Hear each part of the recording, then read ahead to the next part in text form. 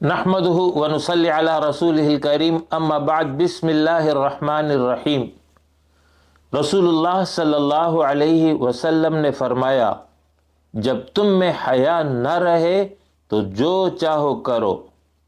مطلب یہ ہے کہ اگر انسان میں حیا کی صفت ختم ہو جائے تو پھر انسان کو گناہ نہیں محسوس ہوتا، اور یہی اس کی ہلاکت کا سبب بن جاتا ہے۔ یہ کیفیت یکدم طاری نہیں ہوتی ہے، یہ خطرناک مرحلہ ترتیب وار انسان پر آتا ہے۔ پہلے جو ہے، سب سے اول انسان گناہ نہیں کرتا، دل میں جھجک محسوس کرتا ہے۔ پھر اس کے بعد آہستہ آہستہ دل اسے سمجھاتا ہے کہ کوئی بات نہیں۔ اس کے نتیجے میں اس کا ضمیر خاموش ہو جاتا ہے، اور پھر اس کے بعد گناہ پر دوسرا گناہ اس کا مرحلہ آ جاتا ہے۔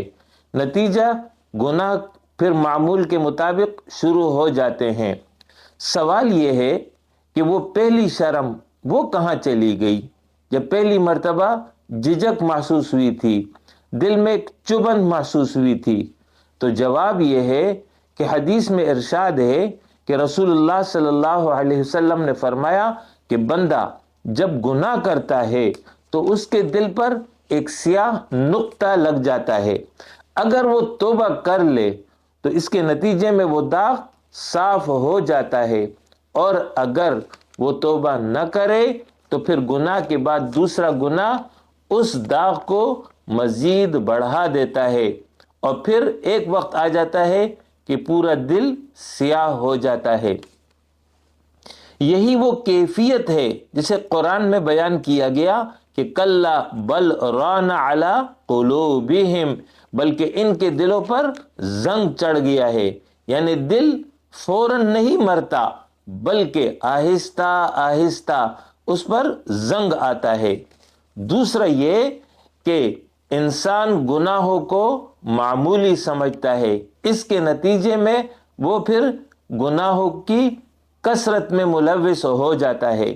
اس طرح کہ شروع میں انسان یہ کہتا ہے بس یہ آخری بار ہے، پھر کہتا ہے سب کرتے ہیں، پھر کہتا ہے اتنا بھی کیا مسئلہ ہے۔ اس طرح دھیرے دھیرے وہ آگے بڑھتا ہے، اور جب گناہ کو گناہ نہ سمجھا جائے تو یہی وہ خطرہ ہے کہ جس کے نتیجے میں انسان کا ضمیر مردہ ہو جاتا ہے۔ تیسرا یہ ہے کہ شرم کیوں ختم ہوتی ہے، وہ یہ کہ گناہوں کی کثرت ہو، بری صحبت ہو۔ جب گناہوں کی کثرت ہوتی ہے تو پھر دل سے وہ شرم اور حیا ختم ہو جاتی ہے۔ جب انسان برے ماحول میں اٹھتا اور بیٹھتا ہے تو اس کے اثرات اس پر پڑتے ہیں، اور اس کے نتیجے میں وہ گناہ کو معمولی سمجھ لیتا ہے، تو اس کے نتیجے میں اس سے شرم ختم ہو جاتی ہے۔ تیسرا، میڈیا اور ماحول کا اثر۔ میڈیا کے اثرات انتہائی خطرناک ہیں، وہ اس کے قلب اور دماغ کو متاثر کرتے ہیں۔ چوتھا یہ کہ اللہ کا خوف کم ہونا۔ جب اللہ رب العالمین سے تعلق کمزور ہو جائے، دل میں اللہ کی عظمت ختم ہونے لگے، تو اس کے نتیجے میں پھر انسان پر گناہوں کی کثرت ہوتی ہے، شرم انسان سے ختم ہو جاتی ہے۔ پانچواں یہ کہ آخرت کی یاد کم ہو جائے۔ جب انسان آخرت سے غافل ہونے لگتا ہے تو نتیجتاً اس سے شرم اور حیا ختم ہو جاتی ہے، اور پھر وہ گناہ پر گناہ کر رہا ہوتا ہے۔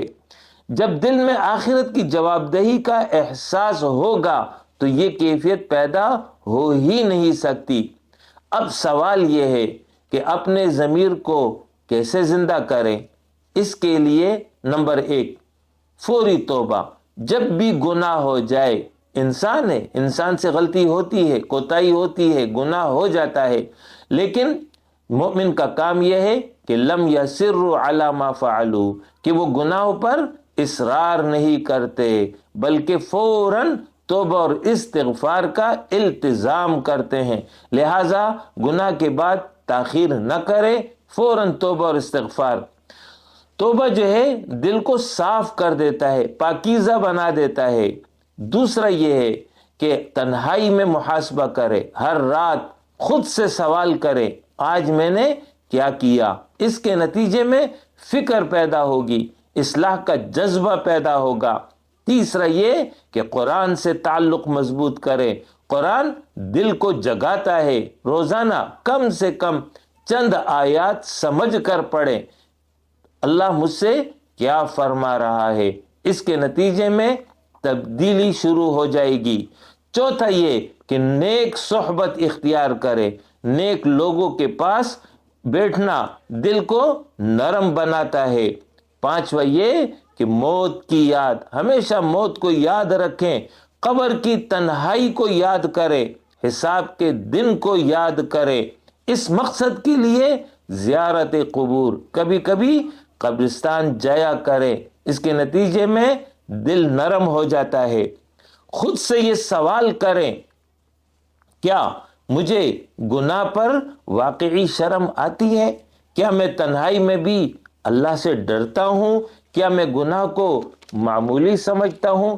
یاد رکھیں، کوئی گناہ چھوٹا نہیں ہوتا، جس ذات کی نافرمانی ہو رہی ہے وہ بہت بڑی ہے۔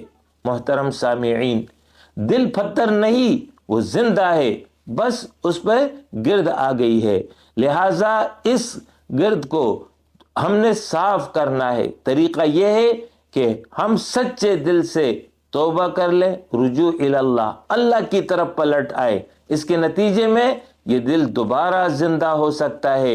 رمضان کا مہینہ اسی لیے آیا ہے کہ ہم اپنے ضمیر کو جگا سکیں۔